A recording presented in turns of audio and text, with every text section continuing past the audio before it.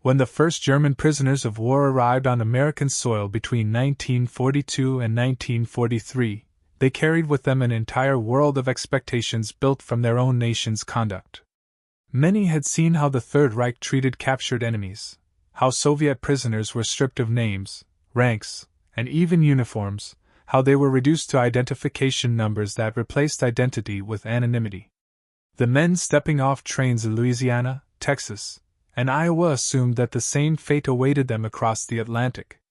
They expected shouting, rigid humiliation, and a cold machine of discipline that saw prisoners not as soldiers, but as problems to be managed.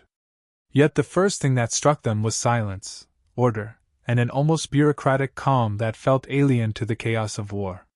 The arrival process followed the precision of a military ritual. Prisoners were lined up by company and escorted toward wooden barracks surrounded by barbed wire, but the atmosphere was different from what they had feared. American guards moved efficiently, issued clear instructions, and refrained from insults or acts of aggression. Every step was documented, every name written down in careful handwriting on registration forms prepared by the U.S. Army Provost Marshal General's office. When a guard began to call the roll, the sound that echoed across the dusty yard was not a number barked in monotone. It was a name and a rank, spoken distinctly and without irony. For the German soldiers, this moment carried an unexpected weight.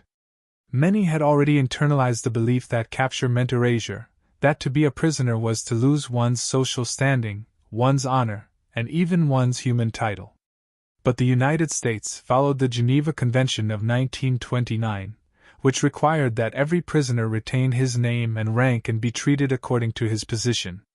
This small formality, so easily overlooked, became a quiet act of restoration. To hear sergeant or lieutenant attached once more to their names was, for many, the first reminder that they still existed as individuals, not as defeated remnants of an enemy machine. The contrast between expectation and reality produced a deep psychological effect. The prisoners who had spent years immersed in propaganda about American brutality suddenly confronted a system governed not by emotion, but by procedure. The guards did not need to show sympathy to demonstrate order. Their adherence to law became a kind of moral structure. Each name read aloud was proof that there were rules even in captivity, and that these rules were stronger than hatred. It was a strange, almost unsettling civility, because it forced the prisoners to question the assumptions they had carried from Europe, that respect was a privilege granted only by victory. As the lines moved forward and the sun burned over the parade grounds of camps like Camp Claiborne and Camp Clark, the formality continued. Prisoners were photographed, issued identification cards, and assigned work details. Yet the roll calls never reduced them to numbers. Every morning and evening, the same rhythm repeated, ranks were read, names spoken, positions acknowledged. Over time, this simple practice reshaped the prisoners' perception of their captors. The enemy who called them lieutenant instead of number 48 was not soft but lawful. He followed a system where dignity and discipline coexisted. For men who had once believed that power was measured by fear, this was the first sign of another kind of authority, one that relied on respect, not domination. The recognition of their ranks did not erase the reality of defeat, but it restored a sense of continuity between who they had been before capture and who they had become in captivity. It was a moment when the machinery of war paused long enough for humanity to show through its gears. In that brief ceremony of names and ranks, the German prisoners saw the first glimpse of a civilization that fought with principles as much as with weapons. The central problem lay in the vast distance between what the laws of war prescribed and what soldiers had come to expect from them. The Geneva Convention of 1929, signed by Germany, the United States, and more than 40 other nations, had set forth clear obligations regarding the treatment of prisoners of war. It guaranteed the retention of rank, the right to be addressed by name, and protection against humiliation or violence. But by the time Germany began losing ground in North Africa and Western Europe, these principles had become hollow words within much of the German military system. For many soldiers of the Wehrmacht, the concept of humane captivity was no longer imaginable. They had witnessed, or at least heard, how prisoners on the Eastern Front were treated, starved, stripped of identity, or executed outright. Even in the West, where conditions were less catastrophic, German ideology had already shaped expectations. To fall into enemy hands was to lose not only freedom, but personhood. Inside the structure of the Nazi state, captivity had been deliberately framed as dishonor. Propaganda presented surrender as moral failure, and those who were captured were branded as weak, their loyalty suspect. Within German-run prisoner camps, this mentality extended to the way enemy soldiers were managed.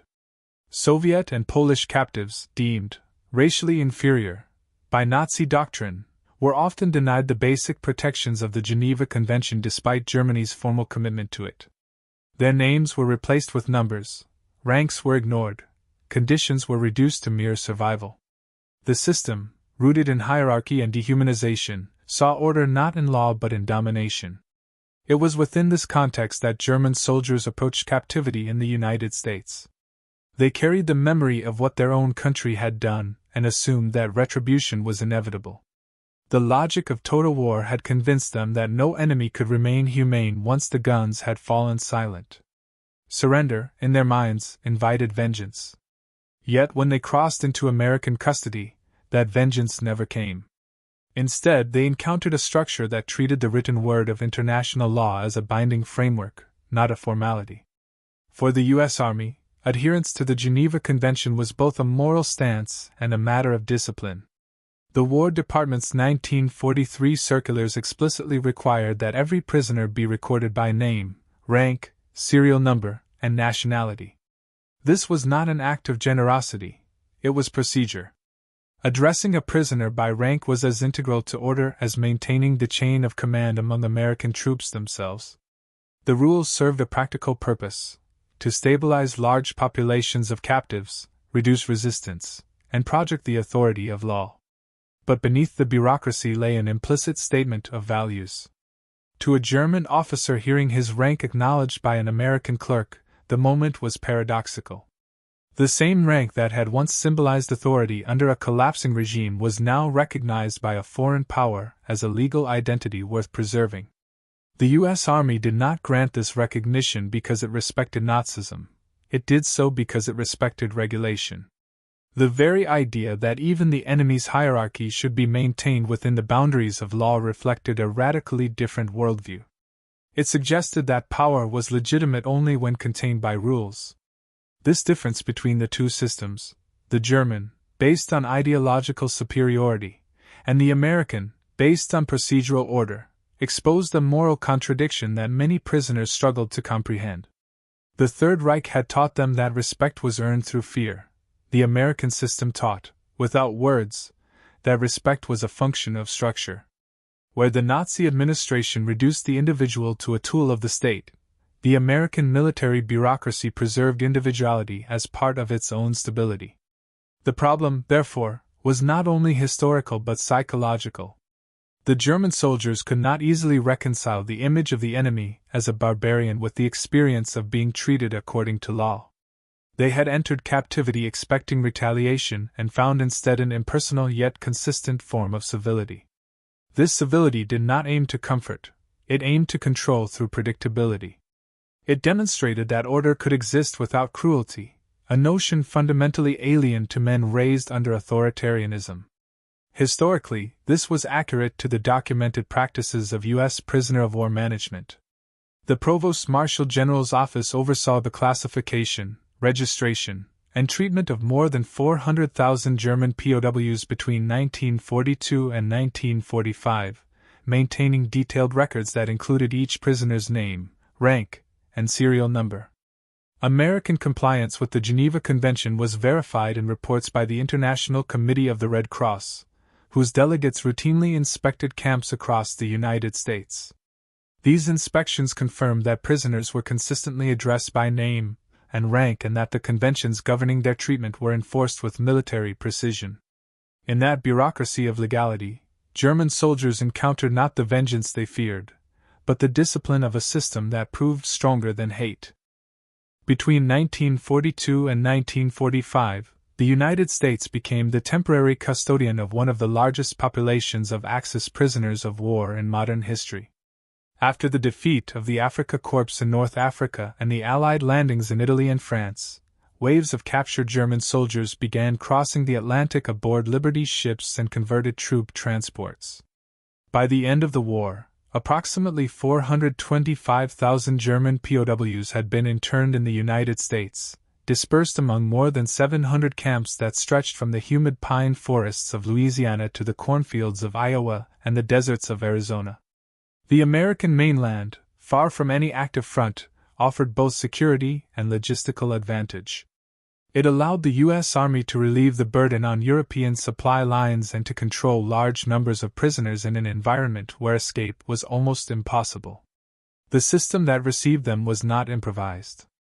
As early as 1942, the War Department had created the Office of the Provost Marshal General to oversee every aspect of POW administration, transportation, housing, discipline, labor, and repatriation. The foundation of all regulations was the Geneva Convention of 1929, which the United States had ratified in 1932. These guidelines were circulated through official manuals, such as the Prisoner of War Administrative Handbook, which defined the daily routine of both guards and prisoners with almost bureaucratic precision. Every camp, regardless of size or region, was expected to follow a uniform code. Prisoners were to be addressed by name and rank, not number. Their personal property was to be inventoried, and their correspondence, though censored, had to be permitted. The camps themselves mirrored military organization.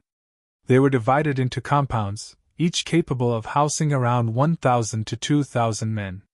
Barbed wire fences and watchtowers defined the perimeter, but inside, the environment resembled a small, self-governing town. Prisoners built barracks, mess halls, workshops, and even theaters.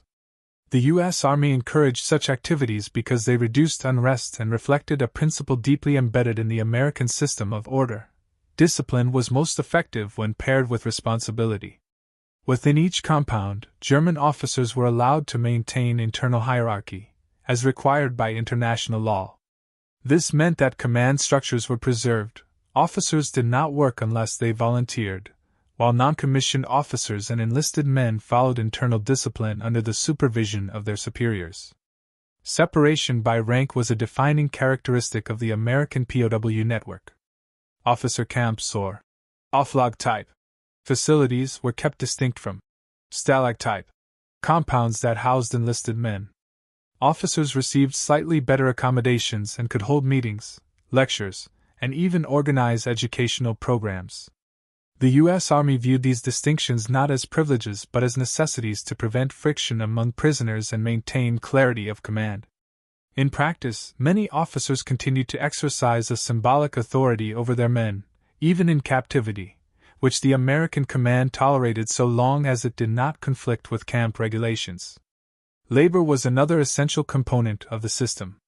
In accordance with the Geneva Convention, only enlisted prisoners could be assigned to work, and even then, they were restricted from dangerous or military-related tasks. Many Germans found themselves harvesting crops, building roads, or cutting timber in rural communities. For local farmers suffering from labor shortages during wartime, these men became an indispensable workforce. Yet all labor arrangements were governed by strict rules. Prisoners were paid small wages through camp canteens, and they could refuse work if the assignment violated convention standards. These layers of legality and order created an environment that, while restrictive, operated under predictability rather than coercion. Inspection and oversight further reinforced this structure. Delegates of the International Committee of the Red Cross and representatives of the Swiss legation, acting as the official protecting power for German interests, regularly visited camps across the United States. Their reports consistently noted compliance with Geneva standards. The inspections confirmed that American officers and guards were trained in the specific treatment of POWs, that ranks were respected, and that prisoners retained the right to send and receive mail, worship, and organize recreation. Violations were rare and typically addressed by the War Department's corrective directives. Camps such as Camp Claiborne in Louisiana, Camp McCoy in Wisconsin, and Camp Clark in Missouri became models of this system. Their layouts followed identical blueprints: orderly streets of barracks, administrative offices, guard towers, and recreation fields. Though surrounded by wire, these places were run with a focus on control through procedure rather than intimidation. For many prisoners who had known the brutality of the Eastern Front or the rigid dominance of the Nazi military culture, the American camp network seemed almost paradoxical, an institution capable of authority without cruelty. Historically, the existence of this structured and law-bound system had multiple purposes. It reinforced the United States' image as a lawful power, demonstrated the moral contrast with the totalitarian regimes it fought, and provided practical stability for handling hundreds of thousands of captives across a vast territory. By preserving military rank, enforcing discipline through regulation, and allowing the limited autonomy of internal order, the American government transformed the act of imprisonment into a demonstration of institutional strength. Within those fences, the laws of war were not theoretical. They were practiced, recorded, and inspected, turning the American POW network into one of the most rigorously documented systems of humane detention in the 20th century. The moment of registration marked the first and most revealing confrontation between two worlds governed by opposing ideas of order. For the newly captured Germans arriving at American prisoner of war camps, the process seemed at first like any other bureaucratic formality: a line of men, the sound of typewriters, a table manned by clerks, guards with clipboards. But beneath that mechanical routine unfolded something far more profound. It was during these first hours, often after weeks of transport across the Atlantic, confinement in transit ships, and a final journey by train through the American heartland, that German prisoners encountered a system of discipline that was impersonal yet deeply human in its structure.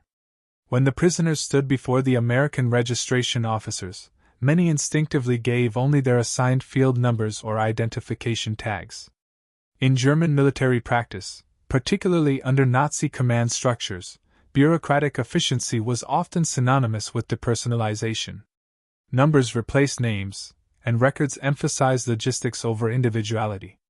Yet the American clerks, trained under directives from the Office of the Provost Marshal General, were instructed to record each prisoner by full name, rank, serial number, and nationality. The question of rank was not a courtesy. It was a legal requirement derived directly from Article 9 of the 1929 Geneva Convention, which guaranteed that every prisoner retained his military status during captivity. For men shaped by the hierarchical absolutism of the Third Reich, the recognition of rank by an enemy created a cognitive dissonance. To be addressed as Lieutenant Hauptmann or Unteroffizier in an American camp was an acknowledgement that their identity as soldiers still held institutional meaning. The guards and clerks who enforced this procedure did not do so out of sympathy. They did it because the law demanded structure. Each registration form was a statement of principle, proof that order in a democracy derived from adherence to rules, not from ideological conviction. The process was meticulously standardized. Upon arrival, prisoners disembarked from guarded trains and were led to administrative tents or wooden offices, where they underwent a sequence of inspections. Personal belongings were inventoried, serial numbers were recorded, and medical checks were performed. The clerks often repeated the prisoner's rank aloud when filling the official documents, ensuring accuracy and verification by both parties. Those who failed to state a rank were prompted to do so, as the omission violated procedure. American officers understood that a man who retained his title of lieutenant or sergeant was easier to control within a familiar hierarchy than one who felt stripped of status. This insight turned the acknowledgement of rank into a functional tool of management, as much as a gesture of legality. For the prisoners, this simple insistence on proper identification carried an emotional weight disproportionate to its bureaucratic simplicity. Many had been indoctrinated to believe that surrender erased one's military and moral standing. Yet in these camps, their insignia, though removed for security, were replaced by written designations that preserved their former position. Even the camp rosters reflected this order. Officers were listed in separate sections, and daily routines were adjusted according to rank-based responsibilities. The Americans had created a paradoxical environment in which the defeated were still treated as members of a coherent military body, not as a faceless mass. Reports from the International Committee of the Red Cross, which inspected camps from 1943 onward, noted this consistency. Delegates observed that during registration and roll calls, prisoners were addressed by name and rank in accordance with the Geneva Convention. These observations were not minor details. They formed the backbone of the United States' justification that its system of internment was fully compliant with international law. Each administrative encounter thus became an act of demonstration, showing both the prisoners and the world that legality, not vengeance, guided American conduct. In some cases, the recognition of rank even softened initial hostility. Former Wehrmacht officers later recalled that the first instance of being called by their title instead of a number was disorienting. It suggested that the Americans, rather than seeking revenge, were enforcing a universal standard that transcended the divisions of the war. For the administration, however, this was less about moral reconciliation and more about maintaining psychological order. The U.S. Army recognized that discipline among prisoners depended on preserving familiar hierarchies. Officers who retained authority over their men could serve as intermediaries, helping to distribute orders, manage work details, and prevent unrest. In this way, the simple act of writing down a rank became an integral part of the camp's design for stability. Historically, the catalyst moment of registration is well documented in U.S. Army archives and contemporary inspection reports. The Prisoner of War Administrative Handbook of 1944 explicitly required that the names and ranks of all prisoners be recorded, that officer status be respected, and that captives be organized according to their internal military structures. Camp records from facilities such as Camp Claiborne, Camp McCoy, and Camp Swift confirm that these rules were applied systematically. The insistence on proper identification was not symbolic. It was an institutional mechanism through which the United States demonstrated compliance with international norms. What the prisoners experienced as an unexpected gesture of respect was, in reality, the visible manifestation of a bureaucracy that treated legality as the foundation of authority. In those early hours of captivity, as men filed past desks and heard their ranks read back to them, the transformation began quietly. Without speeches or ideology, the Americans had introduced their prisoners to a different kind of order, one where power was constrained by law, and where respect, rather than humiliation, served as the instrument of control. For the Germans, that realization began not on the battlefield, but in the small, deliberate ritual of registration. The design and organization of American prisoner of war camps reflected the precision of a military system built to transform law into structure. These camps were not spontaneous improvisations born of wartime necessity, but carefully planned installations conceived to embody both efficiency and legality. Their layout, administration, and routines followed blueprints issued by the U.S. Army Corps of Engineers and the Office of the Provost Marshal General, ensuring that discipline and order could be maintained across a network of more than 700 facilities spread throughout the continental United States.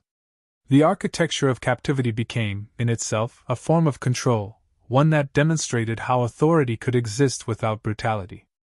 Each camp functioned like a small military community, with a clear hierarchy mirrored on both sides of the barbed wire. At the top stood the American commandant, often a commissioned officer with experience in logistics or administration rather than frontline combat. Below him operated a staff of duty officers, medical personnel, interpreters, and military police.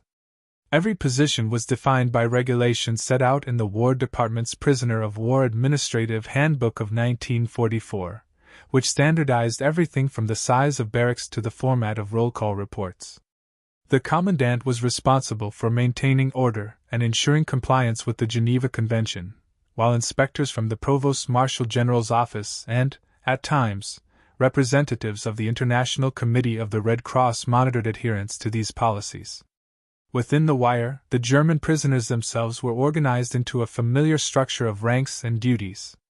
The Americans recognized that an enemy accustomed to rigid hierarchy would respond best to the preservation of that same order under supervision. Each compound elected or was assigned a senior prisoner, usually the highest-ranking officer present, who acted as intermediary between the captives and camp authorities. Beneath him, non-commissioned officers oversaw barrack discipline, work rosters, and internal disputes. This arrangement served two purposes. it allowed the prisoners to maintain a sense of identity and discipline, and it reduced the administrative burden on American personnel, who could manage thousands of captives through a handful of recognized representatives. Discipline was enforced through procedure rather than coercion. The U.S. Army believed that predictability generated obedience more effectively than fear. Daily schedules were divided into strict segments: morning roll call, work details, mealtimes, inspections, and evening formations. Every movement was timed, documented, and reported. Prisoners who violated regulations could face confinement, loss of privileges, or transfer, but physical punishment was expressly forbidden. The same principle applied to labor assignments. Enlisted prisoners could be sent to work in agriculture, forestry, or non-military construction, but always under supervision and never in roles directly connected to the war effort. Officers were exempt unless they volunteered, a distinction again drawn from the Geneva Convention. Even the physical design of camps reflected military logic. Barracks were arranged in grid formations to allow for easy surveillance, while fences and watchtowers provided clear lines of visibility.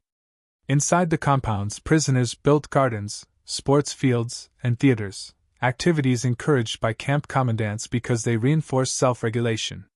These amenities were not symbols of leniency, they were mechanisms of stability. A prisoner busy with structured activity was less likely to cause disruption, and a compound organized around familiar routines required fewer guards. Education and cultural programs, while seemingly humanitarian, also served this administrative aim. The U.S. War Department's Special Projects Division supplied reading materials and educational curricula to selected camps. Classes in English, mathematics, or technical trades were approved not out of sentiment, but because intellectual engagement maintained morale and reduced the likelihood of unrest. Every initiative, whether the establishment of a camp newspaper or the performance of a theater play, operated within this logic of controlled autonomy. The recognition of military rank fit seamlessly into this broader design. It provided a chain of accountability among the prisoners themselves. If an enlisted man broke a rule or failed to work, the American guards would often address the issue through the German non-commissioned officers rather than through direct confrontation. This method turned hierarchy into an instrument of governance, and gave prisoners a limited but significant role in enforcing their own discipline. To those who had lived under systems where authority expressed itself through intimidation, this measured and procedural approach appeared almost paradoxical. The enemy, instead of ruling through fear, ruled through rules. Historically, every element of this structure was documented in the administrative orders and inspection reports of the Provost Marshal General's office between 1943 and 1945. The War Department circulars defined camp organization in nearly identical terms across all states, and Red Cross observers confirmed that discipline was maintained through internal leadership rather than physical coercion. Camps such as Camp Claiborne in Louisiana and Camp McCoy in Wisconsin exhibited these features in full: an American command hierarchy mirrored by a prisoner hierarchy, a schedule rooted in precision, and a visible commitment to the legal and architectural order of the Geneva Convention. For the Americans, this entire system was an expression of military rationality, not benevolence. By codifying respect, they reduced unpredictability. By institutionalizing hierarchy, they achieved stability. What the German prisoners perceived as fairness or moral decency was, in the eyes of their captors, the natural consequence of disciplined administration. Yet it was precisely this difference, the replacement of domination with regulation, that marked the moral boundary between the two systems. In the silent geometry of barracks, fences, and schedules, the United States demonstrated that authority could exist without cruelty and that law, when perfectly organized, could govern even those it once fought against. The practical implementation of America's prisoner of war policy unfolded most clearly in the everyday life of the camps. By the time large groups of German captives were dispersed across the United States in 1943 and 1944, the system had evolved into a consistent, almost ritualized environment where procedures governed every aspect of interaction. Facilities such as Camp Claiborne in Louisiana, Camp McCoy in Wisconsin, and Camp Clark in Missouri served as representative examples of this discipline made visible. Their daily operations showed how the theoretical commitments of the Geneva Convention were translated into the living reality of captivity. At dawn, the rhythm of the camp began with roll call. Prisoners assembled in formation, grouped by rank and company under the supervision of their own non-commissioned officers. The American duty officer or sergeant responsible for the compound read names and ranks from the official roster prepared by the Provost Marshal General's office. It was a moment of order and mutual recognition. The guards confirmed presence. The prisoners acknowledged authority. Each man's rank was pronounced, not skipped, because the documents required it. The act, repeated twice daily, became one of the defining features of camp life. In officer compounds, this protocol took on additional meaning. The officers were permitted to retain the titles that had defined their identity long before capture. According to both the 1929 Geneva Convention and War Department Circular No. 6, commissioned officers could not be compelled to perform manual labor. They were encouraged instead to organize educational activities, manage correspondence, and maintain discipline within their own ranks. Insignia of rank, although typically removed from uniforms for security reasons, could be worn in modified form, on armbands or makeshift patches, during official inspections and assemblies. This allowance was not sentimental. It reflected the American understanding that discipline functioned best when familiar hierarchies remained intact. Relations between the American staff and the prisoners were guided by professional distance. The guards were instructed to remain courteous but firm, avoiding familiarity as well as hostility. When prisoners encountered American officers, they were required to salute first, as outlined in Article 12 of the Geneva Convention, which stated that prisoners must show respect to officers of the detaining power. The salute was a ritual of acknowledgement, not submission. American officers, bound by regulations, were not expected to return the gesture, though many offered a brief nod or verbal acknowledgement. This exchange symbolized the structured civility that defined the camps, authority expressed without humiliation. In compounds holding enlisted men, the interaction was more work-oriented. Prisoners were assigned to agricultural or maintenance details that supported the American war economy without violating international law. Each group was supervised by both an American guard and a German non-commissioned officer who ensured that discipline and productivity were maintained.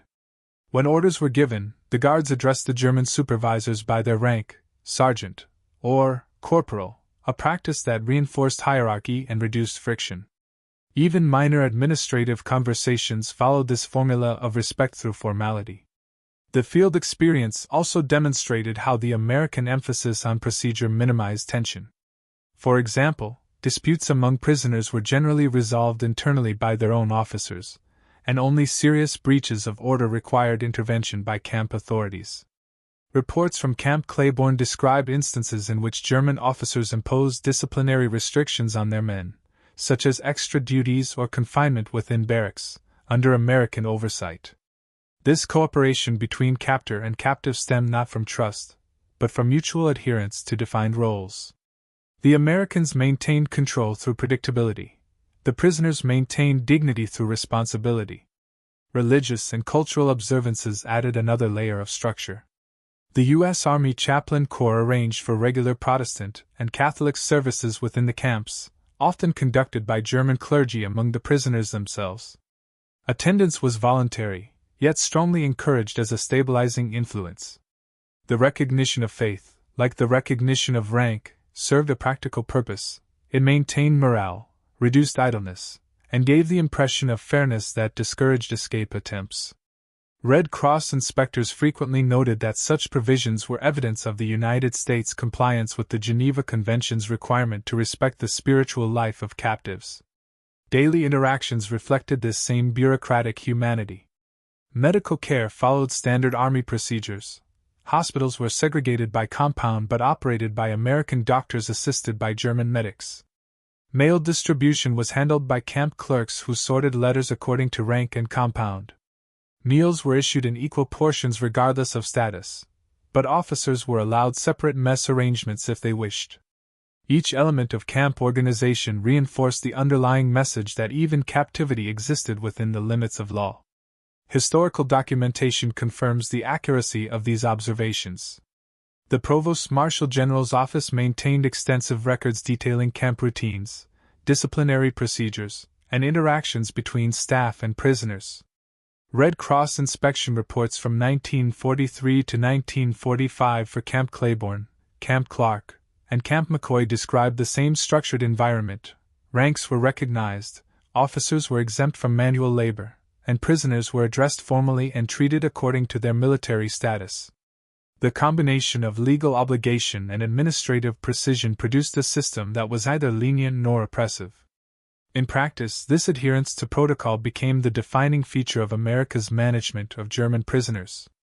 Every salute, every roll call, every correctly used title reinforced the concept that order could survive even amid war. The field experience of the camps revealed that authority expressed through law was not weakness but control refined into procedure. What for the Germans appeared as unexpected courtesy was, for the Americans, the disciplined execution of policy, a daily, tangible demonstration that civilization itself could be organized into routine. The impact of America's treatment of German prisoners extended far beyond the barbed wire perimeters of the camps themselves. What began as a bureaucratic adherence to the Geneva Convention gradually evolved into a quiet yet profound exchange of values, one transmitted through letters, reports, and memories rather than official proclamations. For the German captives who experienced it, the discipline and legality of the American system became one of the most striking contrasts to everything they had known under the regime that had sent them to war. Over time, this realization began to circulate both within the POW community and eventually, in post-war Germany, shaping perceptions of the United States in ways the U.S. government could scarcely have predicted. The first channel of influence was correspondence. Under the supervision of the camp censorship offices, prisoners were allowed to send 2 letters and 4 postcards each month, written only in German and subject to inspection.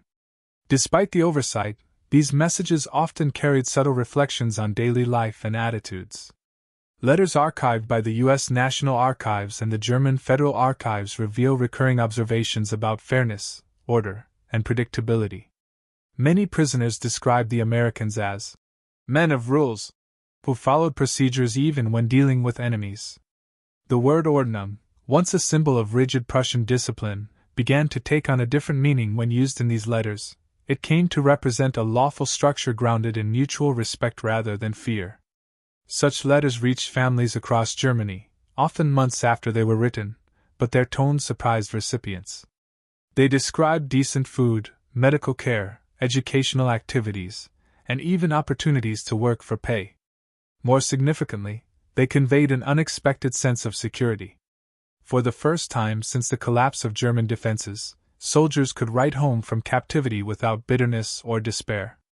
American censorship removed direct political commentary, yet the factual descriptions alone carried a subversive message, that the enemy was behaving according to law.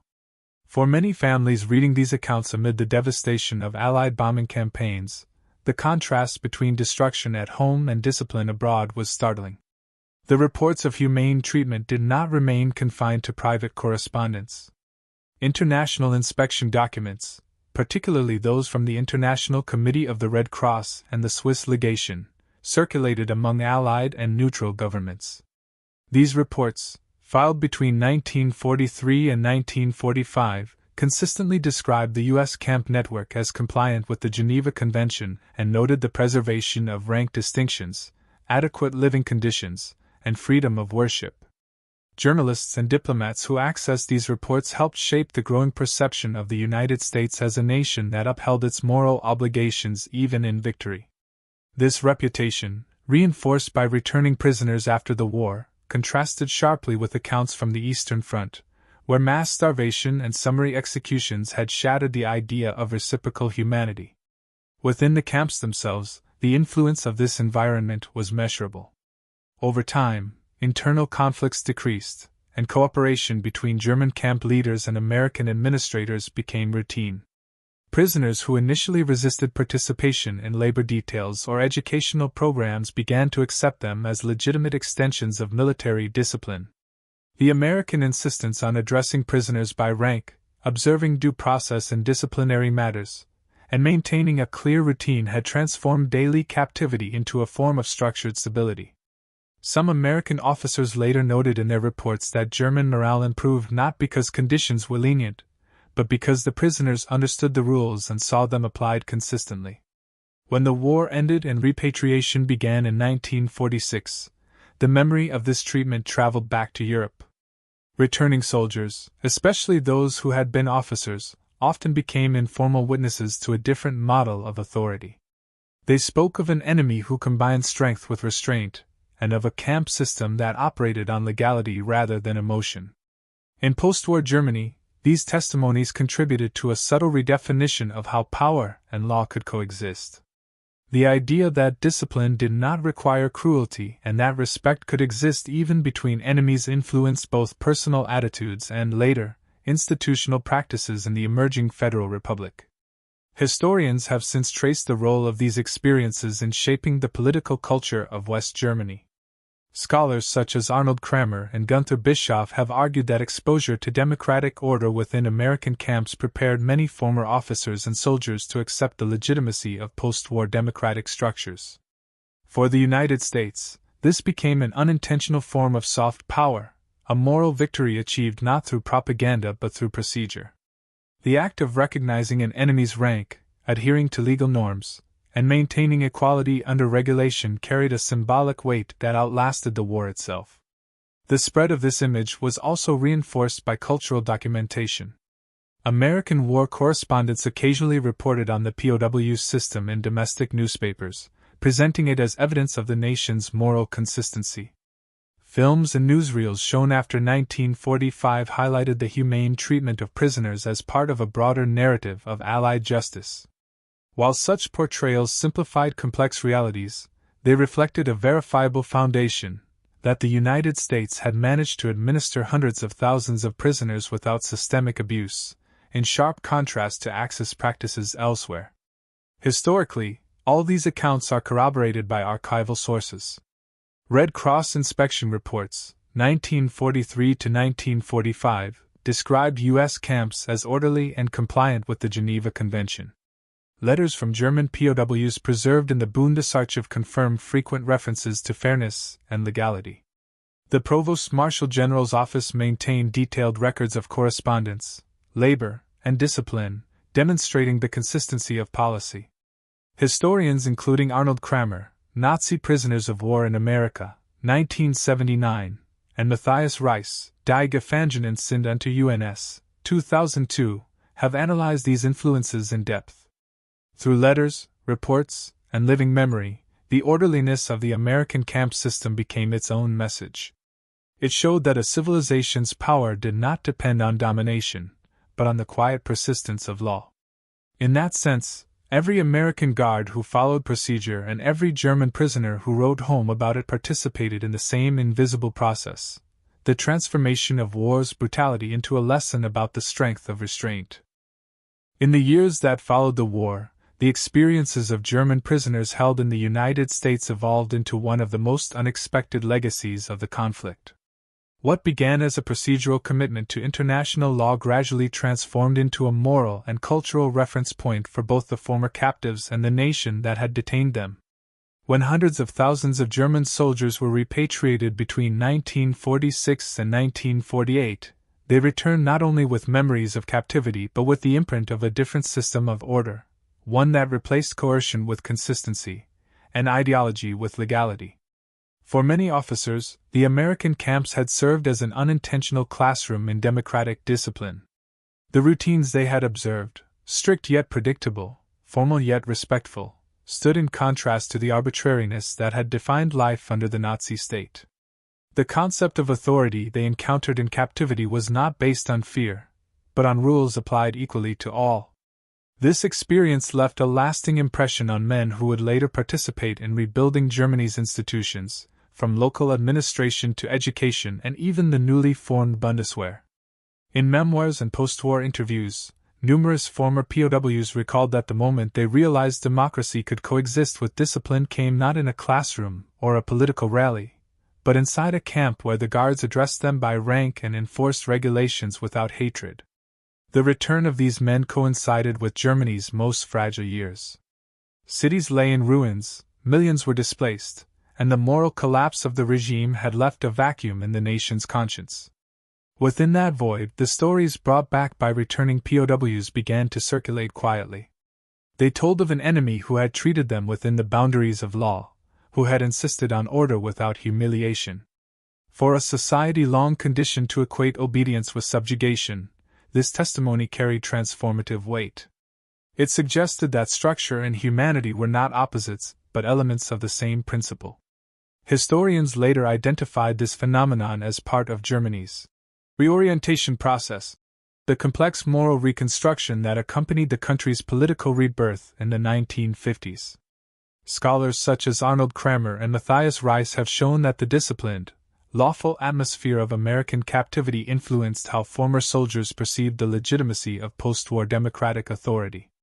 When the Federal Republic of Germany was established in 1949, many of its administrators, policemen, and military officers were men who had spent formative months or years in American or British POW camps.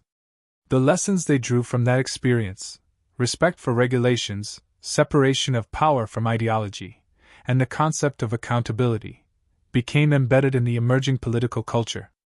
At the personal level, the legacy of captivity appeared in memoirs, letters, and oral histories. Former prisoners often described their time in the United States as paradoxical, a period of defeat that also brought moral awakening. They spoke of learning English, reading American newspapers, and witnessing a society in which criticism of government did not lead to punishment. The comparison to their previous lives under the Reich was inescapable. Some prisoners later admitted that it was during their confinement that they began to question the principles of totalitarian obedience, and to understand the value of individual responsibility. This reevaluation extended beyond personal memory into collective narrative. By the 1960s, West German media and academic studies began to treat the POW experience as part of a larger story about Germany's moral transformation. Documentaries and publications emphasized how the treatment of prisoners reflected a clash of civilizations, not between victors and vanquished, but between two forms of order, one grounded in ideology and the other in law. The acknowledgement of rank, once a mere administrative detail, came to symbolize a deeper truth about the nature of respect. It represented the idea that dignity could survive even in defeat, and that moral authority belonged to those who govern themselves through restraint. The legacy also carried implications for the United States. American policymakers and historians later viewed the humane administration of POWs as one of the quiet triumphs of the wartime period, a demonstration that democracy could maintain its principles even under the strain of total war. The success of the U.S. camp system provided a model cited in later conflicts, influencing the drafting of the 1949 revision of the Geneva Conventions, which expanded protections for prisoners worldwide. In this way, the practice of respecting enemy rank and rights within the American camps became part of a global codification of humanitarian law. Archival evidence supports these interpretations. Reports from the International Committee of the Red Cross and the U.S. Provost Marshal General's Office document consistent compliance with the Geneva Convention throughout the war. Post-war surveys conducted by the U.S. Army among repatriated German prisoners confirmed that the majority regarded their treatment as fair or better than expected. Historians have traced correlations between former POW communities and higher post-war support for democratic governance in West Germany, particularly among those repatriated from the United States rather than the Soviet Union. Ultimately, the legacy of America's POW camps was not measured in statistics or facilities, but in the quiet transformation of perception. The law, enforced with precision and without hatred, had proven to be more persuasive than any propaganda. In the minds of those who had once fought against it, the American way of order became associated with stability, decency, and restraint. Decades later, when historians looked back on the moral rebuilding of Europe, they found that part of its foundation had been laid behind barbed wire, where democracy first revealed itself not through words, but through the disciplined civility of those who believed that even an enemy deserved to be addressed by his name and rank. The story of how the United States addressed its prisoners by rank rather than by number stood as more than a footnote in the history of war. It was a reflection of how civilization expressed itself through form. In a century defined by ideological extremes and industrialized destruction, form became substance. The law, the procedure, the ritual of acknowledgement, these were not mere administrative habits but moral architectures. When an American guard called a captured enemy lieutenant, instead of prisoner 2841, it was not an act of courtesy. It was an affirmation of a worldview that believed order could survive without hatred and that power gained legitimacy only through restraint. For the Americans who administered the camps, the practice was rooted in discipline, not sentiment.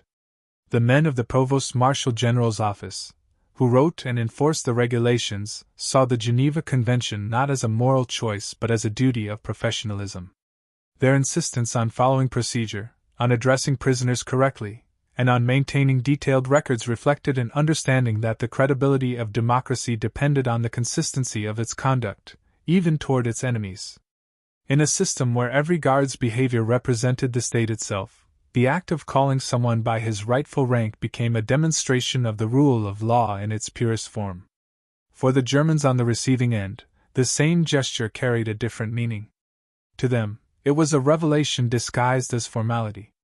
Many had been raised in a society where respect flowed downward and obedience upward, and where fear was the medium that connected the two. In the American camps they encountered a system that reversed that equation. Authority there was impersonal but predictable. It relied not on the charisma of leaders or the ideology of superiority, but on written law. The predictability itself became a kind of moral education. When a guard followed a rule because it was written, not because he enjoyed authority, he displayed a new kind of strength, one that subordinated will to principle. This difference in understanding gave the practice its philosophical depth. The Americans believed they were enforcing order. The Germans realized they were witnessing justice. What one side viewed as standard procedure, the other experienced as moral shock. And yet both perspectives were true, because they described two halves of the same phenomenon, the transformation of legality into ethics. The power of this transformation lay precisely in its absence of emotion. There were no lectures, no conversions, no attempts at persuasion. The law simply operated, and in its silent, repetitive operation, it began to reshape the thoughts of those who lived under it. History later revealed how such small moments of procedural dignity outlasted the noise of battle. The Geneva Convention articles, written in the neutral language of international law, had been intended to limit suffering, but in practice they did more. They preserved a concept of humanity at the very point where humanity was most endangered. Each time an American official addressed a prisoner by his military title, he enacted that preservation. The gesture asserted that civilization, even under strain, could define itself not by emotion but by form. It was through form that meaning endured when morality seemed exhausted. The philosopher Hannah Arendt would later describe the essence of totalitarianism as the destruction of spontaneous human interaction and the replacement of law with arbitrary will. In that light, the American adherence to procedure appeared as the opposite phenomenon, the reassertion of the impersonal, lawful framework that allowed human dignity to exist even between enemies. The American camp system was far from perfect. Inequalities and tensions persisted, but it represented a functioning microcosm of what Arendt later called the authority of law without the rule of men. From this perspective, the scene of a guard reading names at roll call acquired almost symbolic power. It was the sound of civilization defending itself not through violence, but through method. The Americans were not proving moral superiority. They were demonstrating that restraint could be stronger than rage. The discipline of legality became the architecture of dignity, and the tone of voice with which a guard spoke a prisoner's rank became the quiet language of democratic strength.